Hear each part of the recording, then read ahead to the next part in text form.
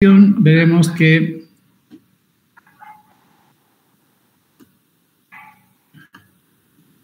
la importancia biomédica es que el catabolismo de los nucleótidos, que es un proceso normal y permanente, que proviene de la muerte de células que están constantemente en recambio, como las células de la piel, por ejemplo, o el catabolismo de los nucleótidos que conforman alguna actividad, como son los segundos mensajeros, las coenzimas. Ese catabolismo normal puede producir un problema de salud que se llama gota o artritis gotosa aguda, que es una inflamación debida a que el catabolismo de la familia de las purinas, no de las pirimidinas, solamente de las purinas, produce como producto final el ácido úrico. No confundir con el urato.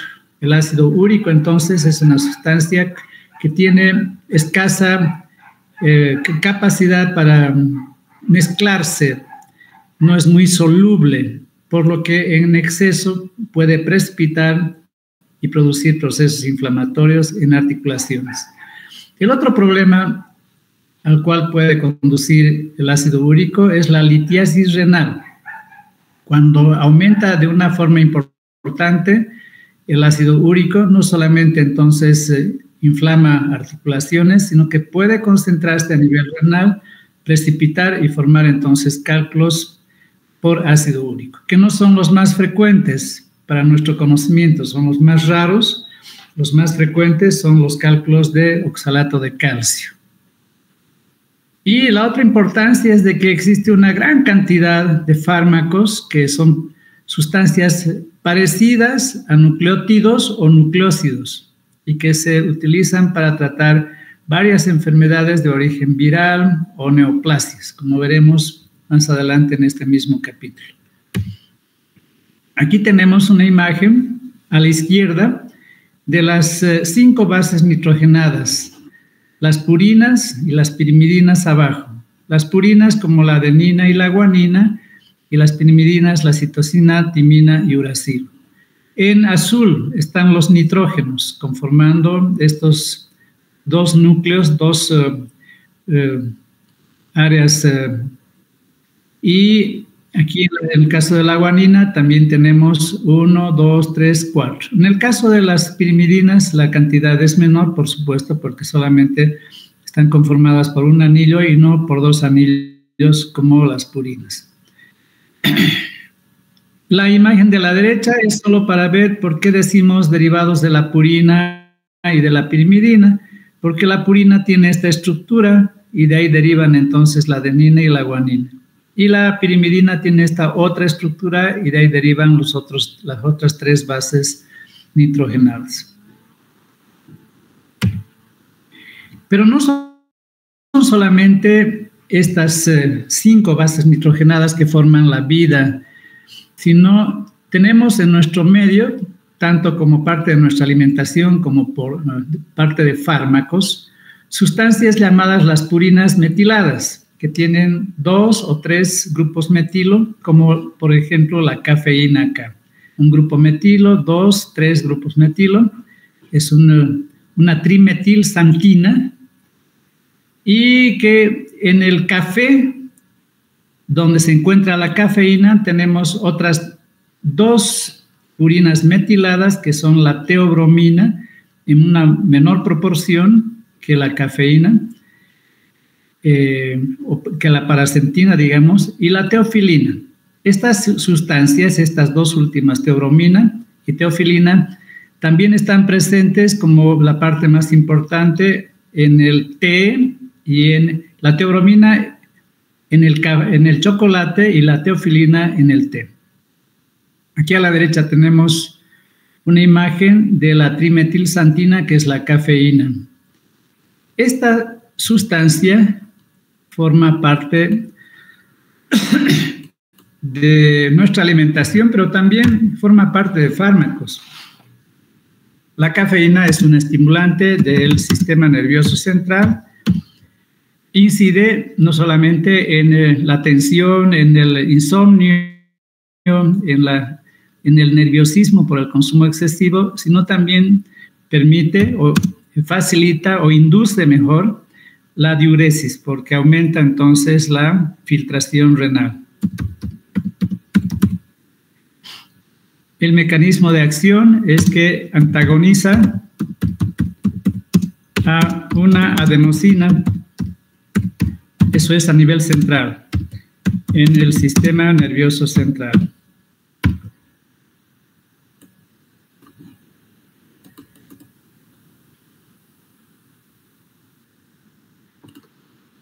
Entonces, lo que hemos dicho, la cafeína es un estimulante del sistema nervioso central, pero también estimula la diuresis. El mecanismo de acción es porque antagoniza una adenosina en el sistema nervioso central, produciendo entonces el resultado de la estimulación nerviosa. La teobromina, aquí tenemos la imagen del chocolate. El cacao forma parte de los chocolates. El cacao se obtiene de una semilla y es una dimetilsantina. Acá en este grupo tenemos un grupo metilo y otro grupo metilo, y por eso es una dimetilsantina. El mecanismo de acción es similar al de la cafeína, es un estimulante también, solo que se dice que el efecto o la potencia es menor en relación a la cafeína, es menos estimulante, pero tiene una mayor duración, su efecto dura más tiempo. Eso explica el por qué, y eso saben muy bien ustedes, el iniciar la ingestión de una tabletita de chocolate inicia una demanda así imparable hasta acabar todo el chocolate que uno haya podido obtener o que le hayan regalado. Entonces, mecanismo de acción similar al de la cafeína, efecto menos potente,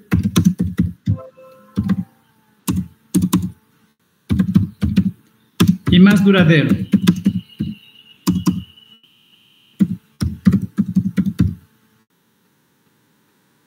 Olvidé mencionar en la anterior expresión de que produce dependencia. Estas purinas vegetales metiladas producen todas ellas dependencia.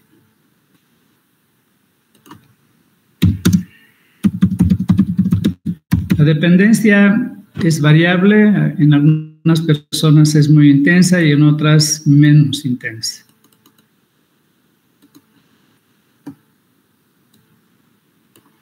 Ok. Y tenemos finalmente la teofilina, derivada del té, es otra dimetilsantina. Aquí tenemos un grupo metilo, el otro grupo metilo, hojas de té, y el mecanismo de acción ID.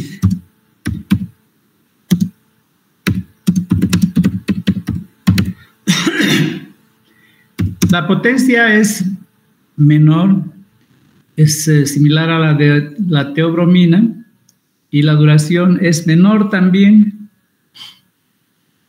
Finalmente podemos indicar que no hay costumbre acá en Bolivia, pero en el Paraguay se consume mucho el mate.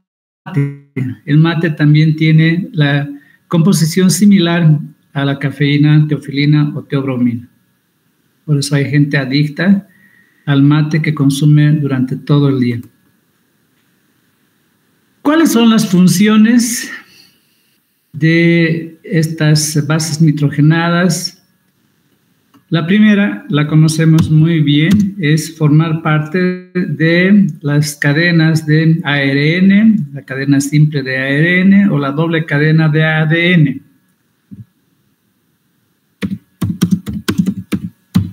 En todos los organismos vivos, en los microorganismos, en los virus, por supuesto, virus de ARN o virus de ADN, en todos los vegetales y en todos los animales. Son las los compuestos, los núcleos de la vida que permiten el desarrollo y la permanencia de la misma. Pero no solamente eso, también forman parte de los segundos mensajeros como el AMP cíclico y el GMP cíclico.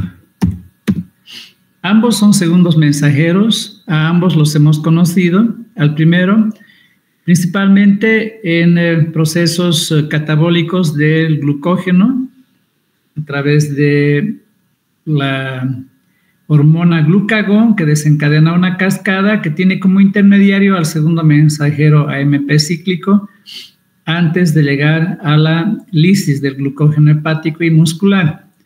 Y el GMP cíclico, que también tiene varias acciones, pero una de ellas la hemos conocido bastante bien porque permite, más bien que el AMP cíclico, en contra del AMP cíclico, el cierre de canales de calcio. El GMP cíclico en cascadas similares de varios pasos es un intermediario del óxido nítrico. Tal vez ya varios de ustedes saben que el óxido nítrico se conoce por una de sus principales acciones, que es la vasodilatación, la relajación del músculo liso vascular y la consiguiente vasodilatación.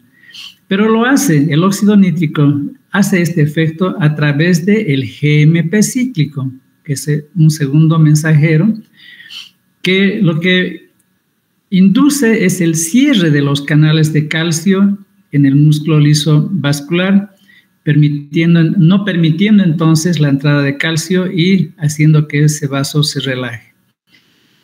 El efecto más importante desde el punto de vista farmacológico es el uso del sildenafilo, conocido ahora como, tal vez más comúnmente, como Viagra, que inicialmente y actualmente se utiliza en la hipertensión pulmonar por esta capacidad que tiene de relajar el músculo liso vascular.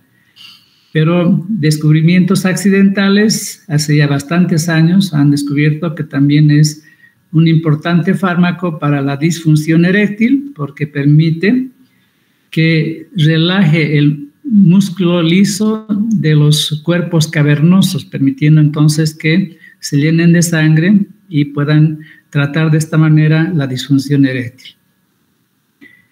La famosa coenzima A, que forma parte de la acetilcoenzima A, compuesto que lo hemos encontrado en varios procesos, es esta que ven ustedes acá. Vamos a agrandar la imagen. Es esta, la coenzima A, donde podemos ver que tiene una base nitrogenada acá arriba a la derecha, unida a una pentosa y a ácidos fosfóricos. Por supuesto, es una variante, no es igual que los nucleótidos o nucleósidos, pero tiene ya esta similitud, la coenzima A, que es la que forma parte de la acetilcoenzima A, un importante compuesto. Y las otras coenzimas, pues, que hemos conocido como el NAD, reducido en este caso, el NAD fosfato reducido también, y el FADH2, que son coenzimas que tienen un importante rol en el transporte de equivalentes reductores, en el transporte de energía, en el transporte de electrones, que van a participar fundamentalmente las dos primeras, el NAD y el FADH2, perdón, en la cadena de transporte de electrones, donando energía en forma de electrones para que concluya el uso de esta energía en la síntesis de ATP. Y el NAD fosfato, que se utiliza en el proceso reductivo de la síntesis de ácidos grasos. Estas coenzimas son nucleótidos, son derivados de nucleótidos y de vitaminas. Nicotín, adenín, dinucleótido. Flavin, adenín, dinucleótido. Entonces tiene el primero y el segundo, NAD y NAD fosfato. Tienen la vitamina niacina o ácido nicotínico y el FADH2, la riboflavina, vitaminas muy importantes en nuestra vida.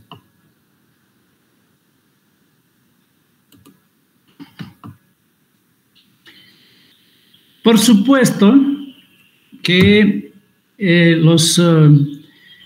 las bases nitrogenadas también son los orígenes de los nucleótidos y nucleósidos, como veremos en un segundito, los nucleósidos, formando mono, di y trinucleótidos, que no solamente forman parte del ARN y del ADN, sino como nucleótidos tienen funciones. Por ejemplo, el ADP es un importante mensajero en los procesos de relajación del músculo liso, por ejemplo. Entonces, vamos a poner aquí también ejemplos como el AMP, el ADP o el ATP, solamente para hablar de los nucleótidos de la adenina. Lo mismo se tendrá entonces en el caso de la guanina, de la citosina, timidina y uracilo. Todos ellos pueden formar mono, di y trinucleótidos, repito, que tienen otras funciones adicionales, además de permitir la síntesis de ADN y ARN. Componentes de las enzimas que no son menos importantes, aunque no muy relacionadas, digamos, a lo más importante de la clínica, como la UDP, glucuronil, transferasa. Vaya como ejemplo entonces de una enzima que tiene un nucleótido, el uridindifosfato, y que permite glucuronizar a la bilirrubina para que ésta pueda ser eliminada más fácilmente, tema que veremos la siguiente clase. ¿Qué? Perdón, un segundito. Ya hemos mencionado hace un momentito señales químicas como el ADP, además el ADP también como intermediario de la agregación plaquetaria, no solamente como intermediario de procesos de relajación del músculo vascular. Entre paréntesis, ustedes verán al año que un antiagregante plaquetario distinto a la aspirina. Aspirina es un AINE que inhibe a la ciclooxigenasa, impidiéndose así la síntesis de tromboxanos por las plaquetas.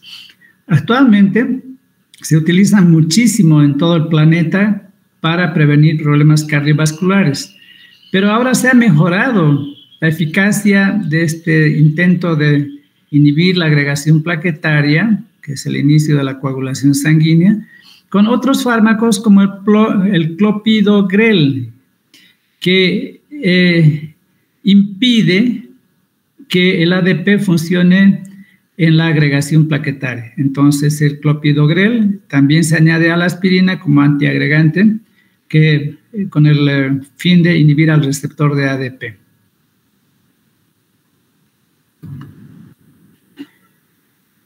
Acá es importante hacer la diferencia de lo que hemos mencionado varias veces hasta este momento entre los nucleótidos y los nucleósidos. Los nucleótidos tienen esta estructura que vemos acá, tienen la base nitrogenada derivada de la purina o de la pirimidina, una pentosa que puede ser ribosa o desoxirribosa. En este caso estamos viendo a la pentosa con sus enlaces, con sus carbonos 1, 2, 3, 4 y en el quinto se enlaza a un grupo fosfórico o a 2 o incluso a 3 grupos fosfóricos, en este caso conformando un trinucleótido, ya sea de adenina, si es el ATP, por ejemplo. Pero los nucleósidos solamente son la base nitrogenada y la pentosa, no tienen los grupos fosfóricos. Nucleósidos y nucleótidos tienen importancia. Hay varios nucleótidos, ya hemos mencionado hace un momento. Y también nucleósidos que son señales químicas y que permiten la homeostasis regular los procesos metabólicos. La síntesis de nucleótidos es un proceso en el que intervienen varias enzimas, aminoácidos y bicarbonato. Veremos con calma acá que este proceso empieza con el derivado de la glutamina, un aminoácido que va a donar nitrógenos, perdón, y que luego se complementa con, viendo por la derecha, con un carbono que es donado por lo que aquí dice formato, pero en realidad es el derivado activo del ácido fólico. Ah, ya, entonces estamos viendo que el ácido fólico había sido importante para la conformación de los nucleótidos. Luego viene la conformación del siguiente nitrógeno con 2 carbonos en café, en anaranjado acá, que son donados por otro aminoácido que es la glicina. El bicarbonato dona este carbono en la posición 6. El aminoácido aspartato dona este nitrógeno y otra vuelta, el ácido fólico en su forma activa dona este carbono, que en realidad es un grupo metilo. Entonces, como conclusión e importancia para todos nosotros, el ácido fólico como tetrahidrofolato, que es la forma activa, dona grupos metilo, dona grupos metilo en la síntesis de estos nucleótidos, lo que nos permite entender entonces la importancia de administrar estas vitaminas en edades tempranas de la vida, por el crecimiento acelerado de los niños y también en las mamás gestantes por el crecimiento mucho más acelerado de los embriones y fetos.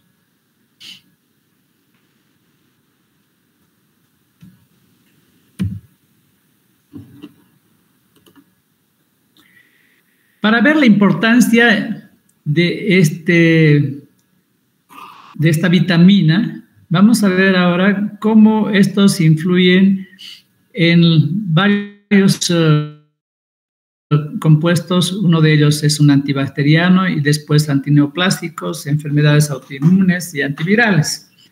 Vamos a describir acá, arriba, el ácido fólico, nuestra vitamina, se convierte mediante una enzima de gran importancia que ustedes no pueden olvidar, que se llama la dihidrofolato reductasa, en la forma activa que es el tetrahidrofolato. Es la forma en la que es capaz de donar carbonos o grupos metilo para la síntesis de la adenina y la guanina. Ok, con este antecedente entonces, ácido fólico, dihidrofolato reductasa y tetrahidrofolato, podemos ver qué es lo que pasa con un fármaco de enorme importancia y de gran capacidad antibacteriana, que se llama, aquí abajo por favor, cotrimoxazol.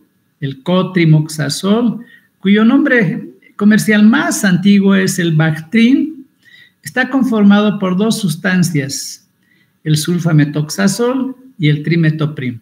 Ok, ahora nos vamos a la izquierda para mencionar que las bacterias, a diferencia de los seres humanos, no comen ácido fólico. Nosotros comemos ácido fólico. Los seres humanos tenemos que ingerir ácido fólico en nuestros alimentos, ya sea como parte de los alimentos o en forma de vitamina aislada. Las bacterias no. Las bacterias tienen su propio insumo para fabricar su ácido fólico, que es el PABA, el ácido para-aminobenzoico, o en inglés para-aminobenzoic acid, cuya estructura está aquí abajo. Es un anillo parecido al de las pirimidinas. Entonces, las bacterias, mediante una enzima llamada dihidropteroato reductasa, convierten al PABA en ácido fólico. Y luego, igual que nosotros, una dihidrofolato reductasa activa el ácido fólico a tetrahidrofolato. Bien, entonces, una droga antigua, desde los años 1930, el primer antibacteriano conocido de la familia de las sulfas, llamada sulfametoxazol, que tiene una estructura con algunas partes parecidas al PABA. Fíjense acá, esta región se parece al PABA. Por lo tanto, engaña a la dihidropteroato reductasa, uniéndose este sulfametoxazol a la enzima y evitando que la bacteria pueda utilizar la enzima para la síntesis del ácido fólico. Entonces, sulfametoxazol inhibe a la dihidropteroato reductasa por analogía química en su estructura química con el insumo PABA de las bacterias. Pero la combinación de cotrimoxazol, del sulfametoxazol con trimetoprim, es una combinación fabulosa, porque el trimetoprim inhibe a la dihidrofolato reductasa bacteriana, impidiendo que si es que hay algo de ácido fólico que ha podido producirse por esta enzima, se convierta en tetrahidrofolato, porque va a inhibir a la dihidrofolato reductasa. De ahí entonces que tenemos una secuencia de 2 pasos inhibitorios que permiten una muy eficiente actividad antibacteriana de esta combinación de sulfametoxazol y trimetoprim, que se conoce genéricamente como cotrimoxazol y que tiene varios nombres comerciales. Es muy buen antibacteriano. Tal vez en algunas partes, en algunos casos, su excesivo uso ha producido una importante resistencia bacteriana. El metotrexate es otro inhibidor de la dihidrofolato reductasa, que se emplea como droga de elección en el tratamiento de la artritis reumatoidea. ¿Por qué?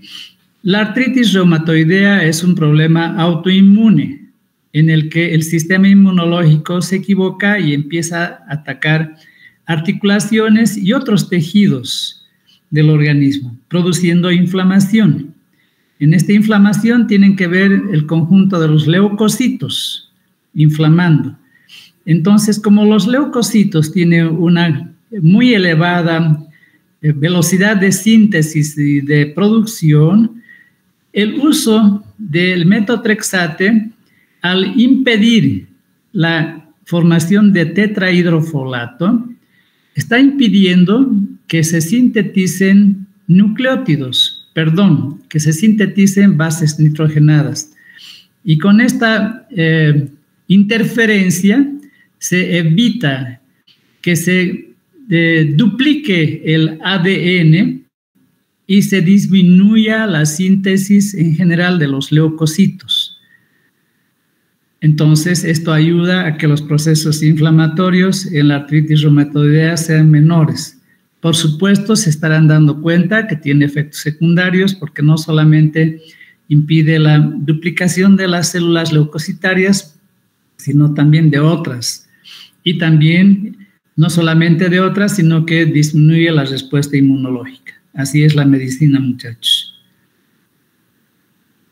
Bueno, vamos a quedar ahí entonces hasta el día jueves, muchachos.